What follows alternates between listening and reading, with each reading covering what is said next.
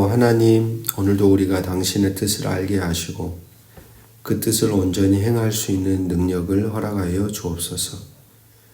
우리의 삶의 모든 순간이 당신의 영광을 위한 것이 되게 하시고 우리가 세상의 빛과 소금이 되게 하여 주옵소서. 오늘도 당신의 말씀 안에 당신의 음성을 듣고 당신의 뜻을 깨닫기를 원하오니 도우시는 성령 안에서 주어진 삶을 바르게 걸어가도록 붙들어 주옵소서. 주 예수 그리스도 이름으로 기도합니다. 아멘. 오늘 우리에게 주시는 기록된 하나님 말씀 역대상 9장 1절에서 34절입니다. 오늘 우리는 9장 1절에서 34절까지 말씀을 통해서 바벨론 포로에서 돌아온 이스라엘 백성들이 예루살렘 그리고 유다 땅에 정착하고 성전 봉사를 재개하는 모습을 보게 됩니다.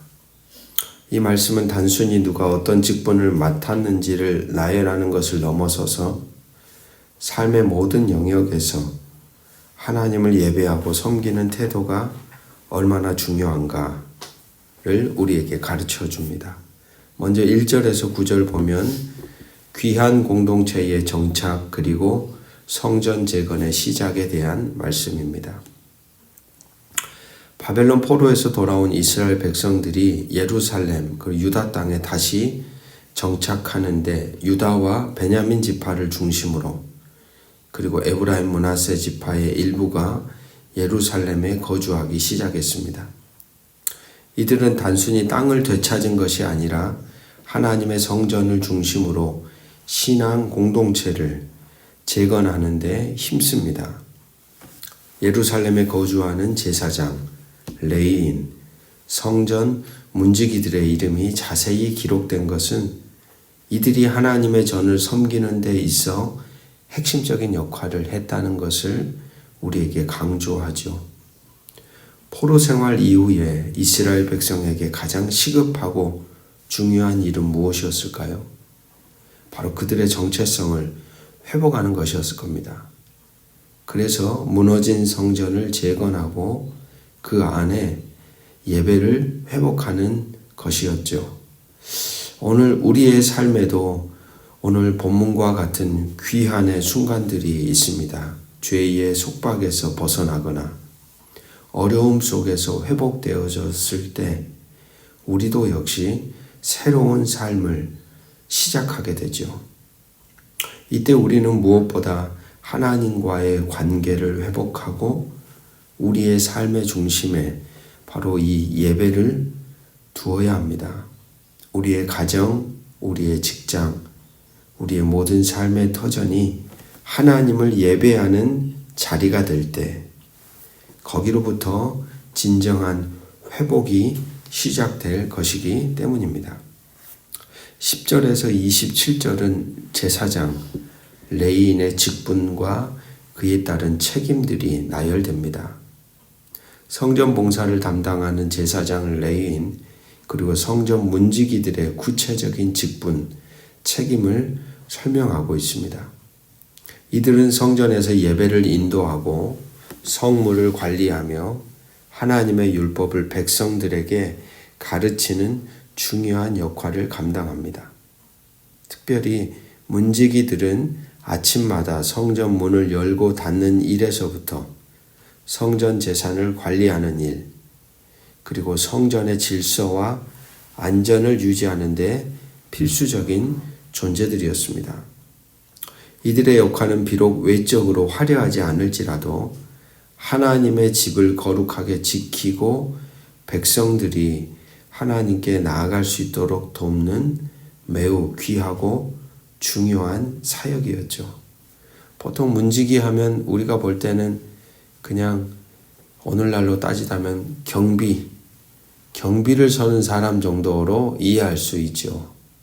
근데 결코 작은 역할이 아니었다는 겁니다. 여러분, 우리의 각자의 삶에서 하나님이 우리 각자에게 맡기신 다양한 직분, 다양한 삶에 대한 책임이 있습니다. 가정의 구성원으로 직장의 동료로, 교회의 지체로, 그리고 한 나라의 국민으로 우리는 각자의 자리에서 충성을 다해야 합니다. 우리의 역할이 작고 보잘것없게 느껴질지라도 하나님 앞에서는 우리의 작고 보잘것없는 그 삶의 흔적 하나하나가 매우 귀하고 의미 있고, 그걸 통해 하나님은 당신의 뜻을 이루어 가시는 분이시기 때문입니다. 보이지 않는 곳에서 묵묵히 섬기는 이들의 헌신이 모여 하나님의 교회가 든든히 세워집니다. 우리의 작은 섬김과 충성이 모여 하나님의 나라가 확장되어 간다는 것을 우리는 기억해야겠습니다. 28절에서 34절은 다양한 봉사자들과 그들의 그리고 삶의 예배에 대한 이야기입니다. 성전 봉사의 다양한 영역을 보여줍니다. 성전 기물 관리, 음식물 준비, 향품 제조, 찬송 봉사 등 여러 직분들이 언급됩니다. 이들은 단순히 의례적인 봉사를 넘어 백성들의 실제 삶과 밀접하게 연결된 중요한 역할을 수행했습니다. 성전 봉사는 제사장이나 레위만의 일이 아니라 각자의 재능과 위치에 따라 모든 백성이 참여할 수 있는 삶의 예배였던 것입니다. 이 말씀은 우리에게 예배가 특정 장소, 시간에 국한된 것이 아니라 우리의 모든 삶의 영역에서 하나님을 섬기고 그분께 영광을 돌리는 총체적인 흔적임을 가르쳐 줍니다. 사랑하는 말씀의 동역자 여러분, 우리의 삶 자체가 하나님께 드려지는 예배가 되어야 합니다. 우리가 하는 모든 일, 우리가 만나는 모든 사람, 우리가 보내는 모든 시간이 하나님을 향한 예배가 될 수 있습니다. 직장에서의 성실함, 가정에서의 사랑, 이웃을 향한 섬김, 이 모든 것이 하나님을 영화롭게 하는 예배입니다. 우리 각자의 재능과 은사를 사용하여 그렇게 하나님을 마음을 다해 섬길 때 우리의 삶은 참된 의미를 찾고 아름다운 예배가 될 것입니다. 오늘 우리는 역대상 9장의 말씀을 통해 바벨론 포로에서 돌아온 이스라엘 백성들이 성전 봉사를 통하여 하나님과의 관계를 회복하고 삶의 예배를 드리는 모습을 보았습니다. 우리의 삶의 모든 영역에서 하나님을 예배하고 섬기는 것이 얼마나 중요한 것인지를 깨달았습니다. 오늘도 우리의 모든 삶의 자리와 모든 수고가 하나님께 드려지는 거룩한 예배가 되기를 주의 이름으로 축복합니다. 기도하겠습니다. 거룩하신 주님, 우리의 삶의 예배를 가르쳐 주셔서 감사합니다. 우리의 일상이 주를 향한 찬송이 되게 하시고 우리의 수고가 주께 드려지는 향기로운 제물이 되게 하옵소서.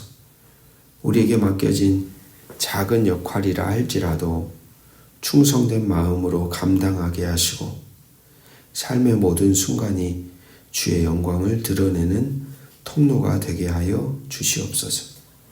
그리하여 우리의 삶을 통해 주의 이름이 높임 받으시기를 주 예수 그리스도의 이름으로 간절히 기도합니다. 아멘.